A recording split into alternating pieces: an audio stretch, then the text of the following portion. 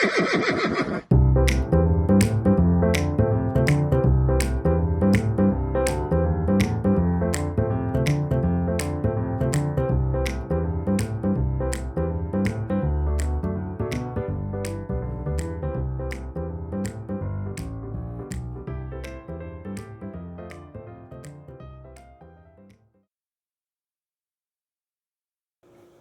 everybody, I am making garlic gingered lacto-fermented carrots.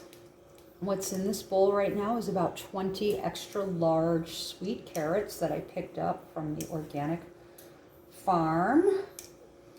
Also, there's about 10 whole cloves of garlic that I have minced in the Cuisinart or food processor. So I minced those up really well. I also used about 5 good clumps of fresh peeled ginger. Now, you don't even really have to peel any of your vegetables. Well, of course, your garlic you would, but you don't necessarily have to peel your ginger or your carrots because that does help with the fermentation process. So I have dissolved about 6 tablespoons of Himalayan salt in about a half a gallon of warm water. So I prepared that already, and right now I'm just mixing my garlic, carrots, and ginger together. And then, so simple and yet so delicious. And these are going to ferment right out on your countertop. Okay, not in direct sunlight, nowhere close to a source of heat, just out on your countertop. And this is a 10-day fermentation. So delicious. We can't get enough of this. Every day I make myself a microgreen salad with raw nuts to bring to work. And I always put a big heaping scoop of these lacto-fermented carrots in my salad because it's just so good. So you want to get everything incorporated into each other. Very simple, guys. Like, you can make this in any size batch. There's no exact recipe for it. You kind of got to go by what smells and tastes good to you, what your family's likes and dislikes are. So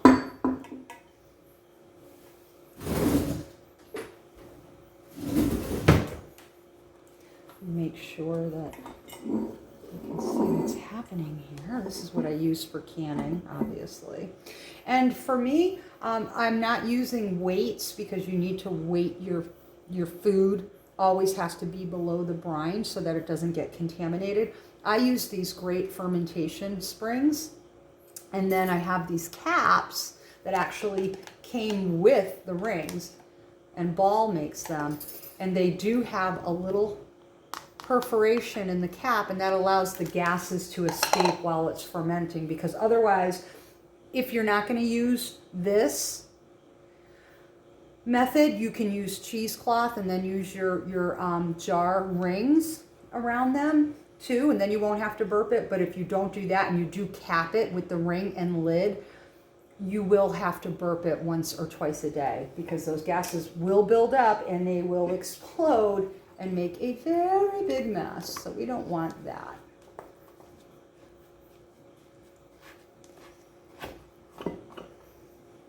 So I'm just going to pack these half-gallon Ball jars pretty darn tight.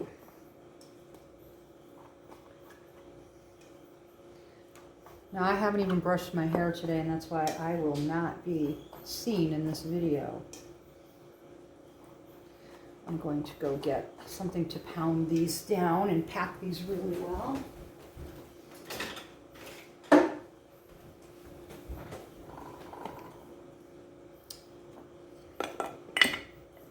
You can just put your hand in there and pack them down. You can get a lot in these jars, guys.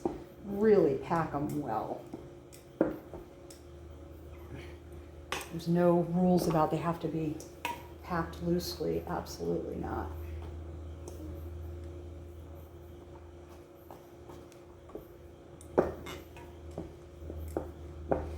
kind of messy. It is. If you don't like messes, probably not what you want to be doing.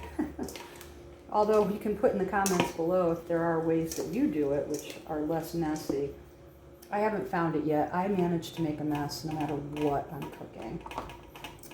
So what's on the menu today? Well, I just made whole wheat bread dough. It's in the oven proofing. We are very lucky. Our oven does have a proof gauge on it, so we are able to do some proofing of our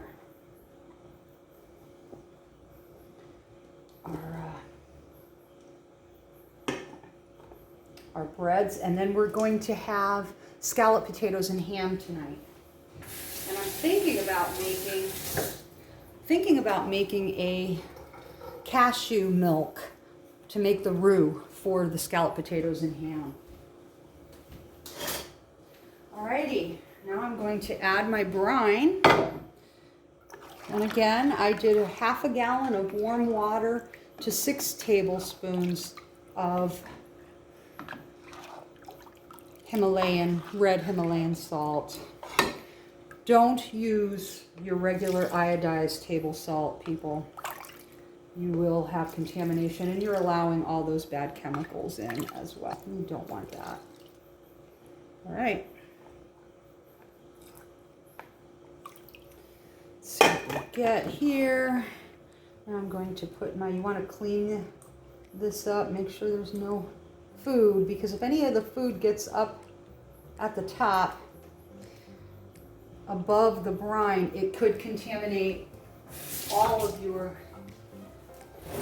vegetables that you are brining and fermenting. So you want to be a stickler about that. Carl taught me to just put some of this in here as well. So on it goes. And then, gotta use your muscles a bit because this spring is pretty well loaded. And there you have it. And I can actually, I think, add a little bit more brine.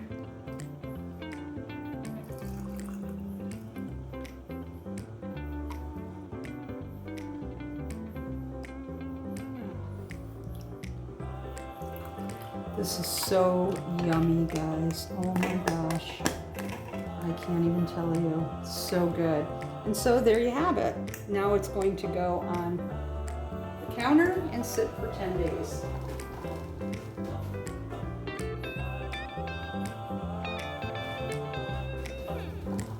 And that's it. And then after 10 days, you're going to put those in take the springs out and the plastic, change the caps out, the lids out, and put it in your refrigerator, and they'll keep forever. Well, not really, but pretty darn close. All right, enjoy, and thanks for joining us. If you like what you're seeing and want to see more content, let me know what you'd like to see. I do have the luxury of living with a executive chef, so I get a lot of ideas from him, and I too, like you, watch YouTube videos, and then I take things that I like and I mess around with them, and I fail sometimes, and then the things that do work well, I like to share with people like you. So hit like, subscribe, and I'll be sure to get more content out to you. Happy holidays, everyone.